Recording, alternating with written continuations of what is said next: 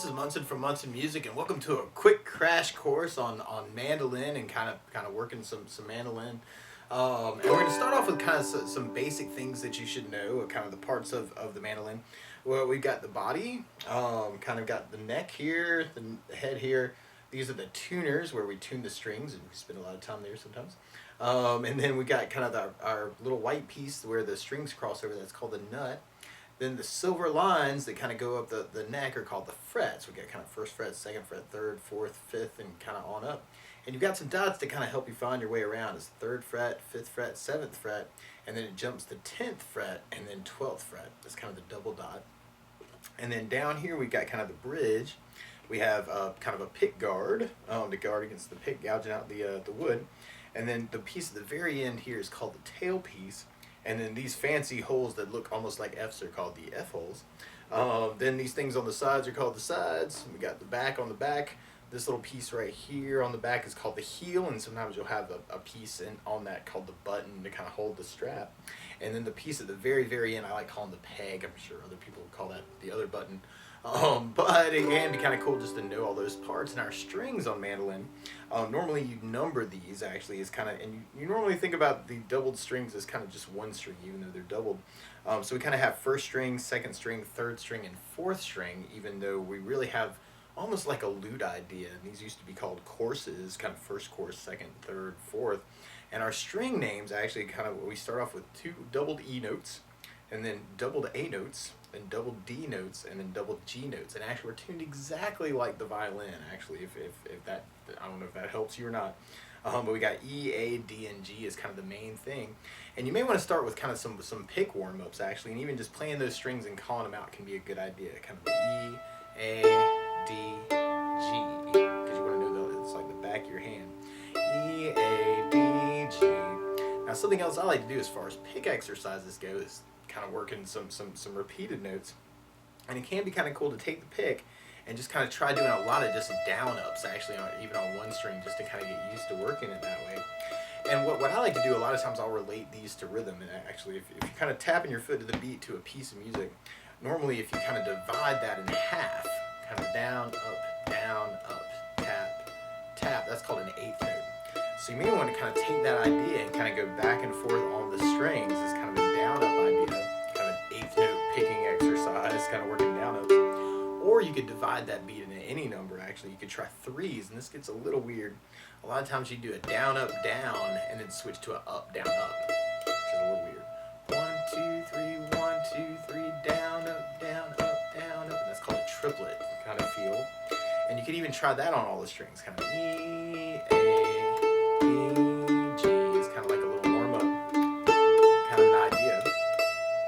try fours, kind of down, up, kind of 1, 2, 3, 4, 1, 2, 3, 4, 1, 2, 3, 4, 1, 2, 3, 4, those called 16th notes.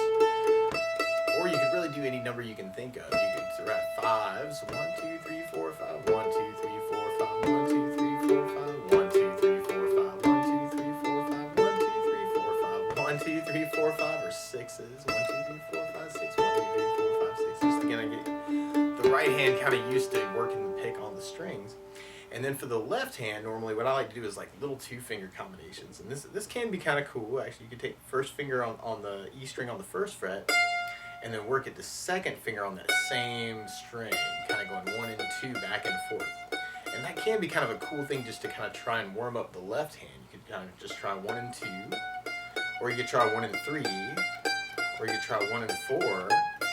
Or sometimes, especially on mandolin, it can be very cool to take a couple fingers and then try stretches, actually kind of see how far you can go with a finger, kind of working that 1 and 2. Or you could kind of work some other things called hammer-ons with these, actually. If you play the first finger note and then kind of put the second finger down with enough force to carry the sound, that's called a hammer-on. And even doing that on different strings can be kind of a cool way to kind of warm up a little bit. Or doing different frets even, kind of third fret, fourth fret. Practice hammer-ons, or you could try pull-offs where you kind of play the second finger and let it kind of fall off the string back to the first finger. So that might be kind of a cool idea too, kind of working pull-offs. And you could try that with other finger combinations. Or you can even work it to the open string, kind of working the pull off to the open. Might be kind of cool. Or working the hammer on it from the open. Might be kind of cool too. So you could kind of take some left hand stuff and even invent some left hand stuff, you know, and kind of play around a little bit just on the strings without worrying about what notes you're playing or anything, just kind of working just dexterity skills. And then a lot of times, especially in a first mandolin lesson, I like going over some chords so you can play some songs. And I'm kind of digging on this Stand By Me tangent today, and we could kind of start that off in the key of G, and actually we'll end up talking about it because it's really in the key of A, and we'll talk about moving it to the key of A. But the cool thing about working it in these two keys actually is you'll end up playing the main major chord shapes that you'll see on mandolin. So we're going to start on a G major chord where you do the first finger on the A string 2nd fret, second finger on the E string on the 3rd fret. And if you strum all those together, that sounds a G major chord, and it sounds really, really happy. Now, if you're familiar with the guitar at all, actually, what the mandolin kind of does is take what you would be doing on the thick 4 strings and turns it upside down. So on the guitar, G chord kind of looks like this. So now you're doing just the low part of that. So randomly, if you're a guitar player, sometimes that can be cool to kind of relate it to that.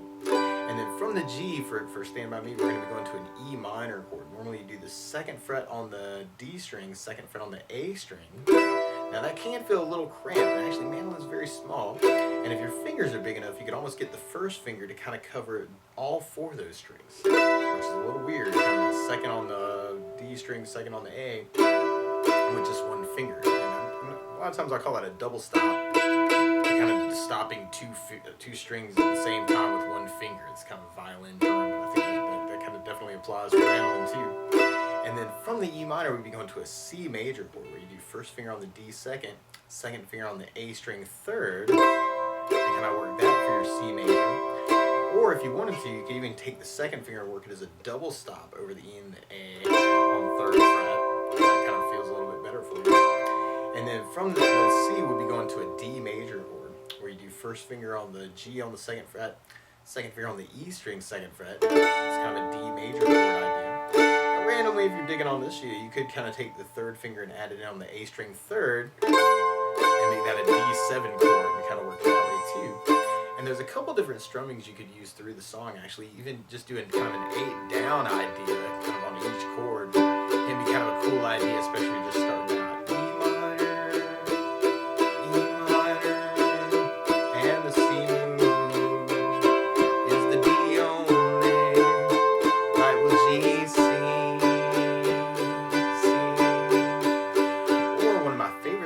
For a 4/4 like this is down, down, up, down, up. So we took the G and tried that out. You'd have down, down, up, down, down, down, up, down, down, down, up, down. So we tried that through that progression. You have the G, E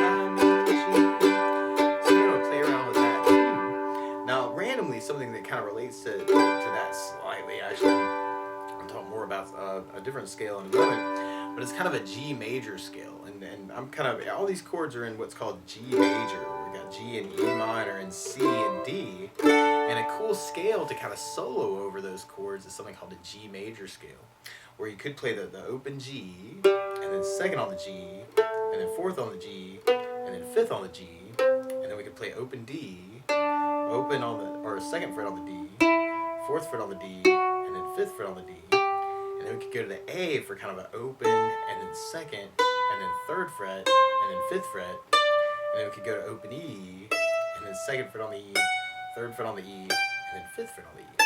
It's kind of your do, re, mi, fa, sol, la, ti, do scale, kind of following those notes in the key of G. And this can be kind of a cool thing just to kind of play around with that and kind of see what you can say with it too.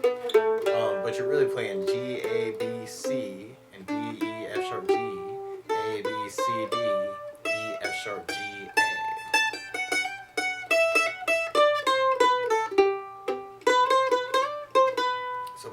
kind of cool in this, but you can play a chord and then make up something around it.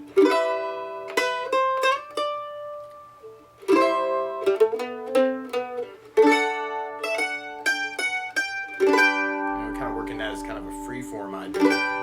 So chord, lick, chord, and then chord, lick, chord, lick, back to the chord. So you may want to play around with that too. That might be kind of cool. Now, strangely enough, even though we just talked about the key of G major is kind of something to practice on, as kind of starting out on mandolin, Stand By Me is really in the key of A major, which leads us into something called bar chords, which can be very, very difficult on mandolin. One easy out actually is to use something called a capo. Actually, you could take a capo clamp thingy, put it on 2nd fret, be thinking those same chords, matches up with the recording. But just to talk about some bars really quick, because this is going to be a cool thing to practice too if you're starting out, is you take the first finger and kind of go over the entire 2nd fret. And that's what makes it difficult actually, I think, is because it's a lot of tension there on the mandolin. But then you could take the 3rd finger and go to the A string 4th fret, pinky on the E string on the 5th fret, and that's an A major chord. So it's kind of like we took our G major chord shape and then slid over 2 frets, and now it's an A major. And actually, whatever note you're playing on the E string, that's what chord it is actually. So it kind of relates to something called chromatic scale. We'll talk a little bit about that too. But that would be your A major chord shape. Now, that seems really, really difficult. You see an A on a page with mandolin. You could use something called an A5, where you do 2nd fret on the G, 2nd fret on the D, and kind of work that for your A. Actually, that's a little bit easier to kind of work into. And then from there, we go to an F sharp minor chord. And normally this would be a 2nd fret bar too. And then you could kind of get your 3rd finger to go over the 4th fret on the D and the A. That's kind of an F sharp minor chord. Now that seems really, really tricky, and I think there's a lot of pressure there. You could take a little piece of it, even just 2 notes, even or 2 strings, as your F sharp minor. So you could even work it as kind of 2nd fret on the E, 4th fret on the A. You could even work it with the open A. Actually, it's kind of working it that way too. Or you could even kind of try and get in just that 4th fret on the D and the A and the E. Kind of work just 3 strings, kind of almost the double stop into a triple stop kind of an idea. You might want to try the bar too, kind of working that shape. And that's called F sharp minor because we're playing an F sharp on the E string. And what's really going on is it's our E minor shape, but now moved over 2 frets, which is kind of a cool concept on mandolin in general. And then from there, then we'd be going to our D major chord. Now, speaking of bars, you could also do this as a 2nd fret bar and then do 4th fret on the D, 5th fret on the A. So now it's the C chord shape, but moved over 2 frets. So that might be kind of a cool way to kind of work the D major too. And then from there, then we'd be going to an E major chord if we were doing Stand By Me in the key of E. Or in the key of A. And the way you play E major, 1st finger goes to the G on the 1st fret, and then you try and cover 2nd fret on the A and the D. And you can do that with a double stop idea, or you can kind of do that with a 2 and 3 if your fingers are small enough that would feel really good to you. Or you could even take that bar idea we were doing from 2nd fret for the D, and then slide it over 2 frets to 4th fret bar, 3rd finger on the D on the 6th fret, pinky on the A string on the 7th. That's another way you could work your E major. And we're kind of working some bar chords through that part. But you'd have your A, F sharp minor, F sharp minor, D, E, A.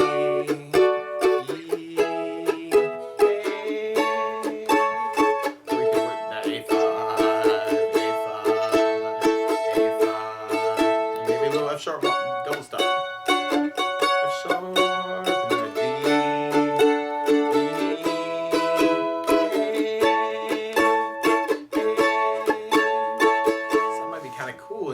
practicing Stand By Me in those 2 keys, actually you're practicing all the major chords you're probably going to see on the mandolin. And these kind of relate to especially the bar chords, relate to something called chromatic scale, which can be a cool thing, especially when you're starting out to kind of practice.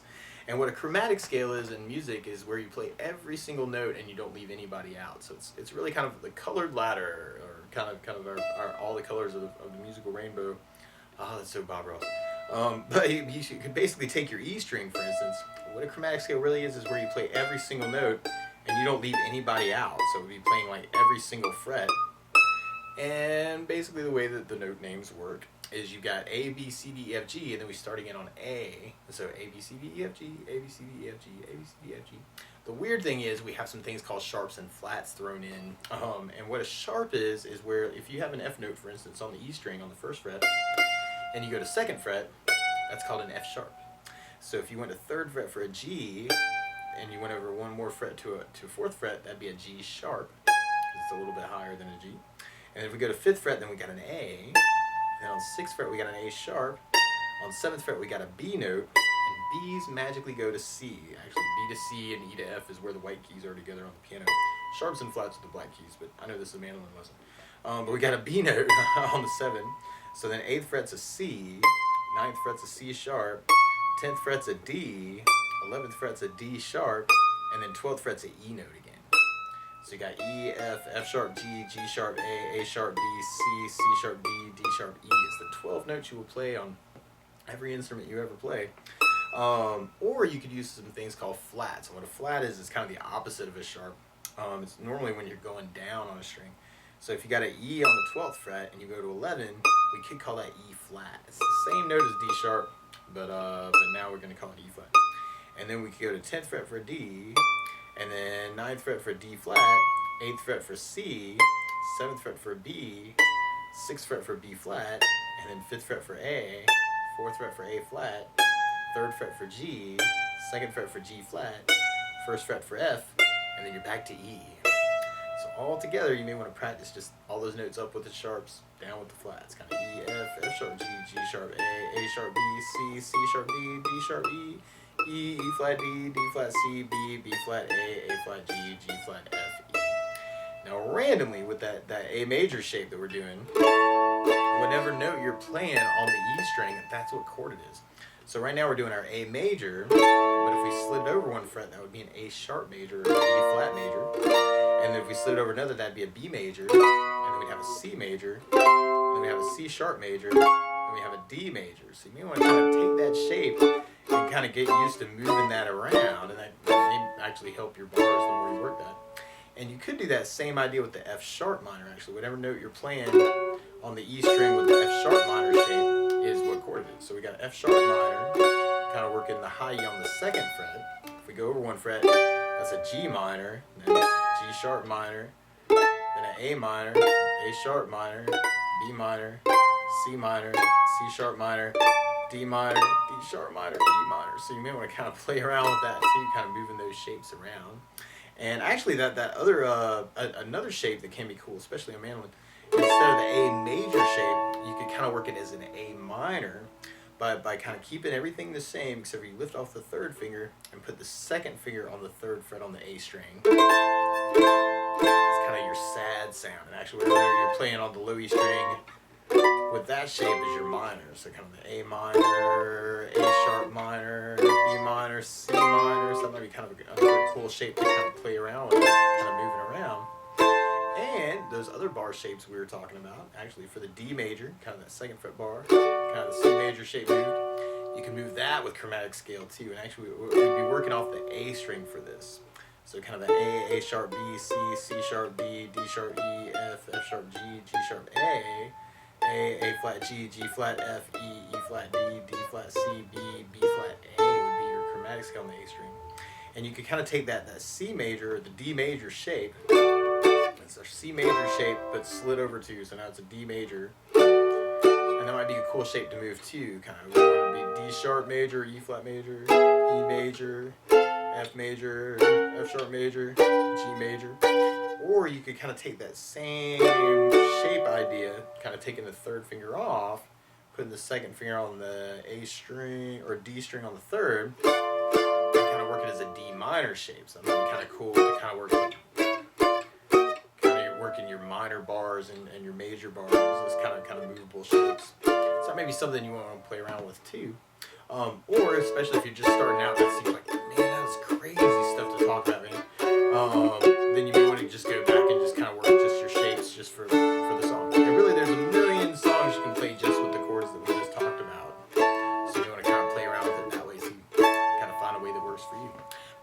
that's the basics, or kind of my crash course into mandolin playing. So good luck.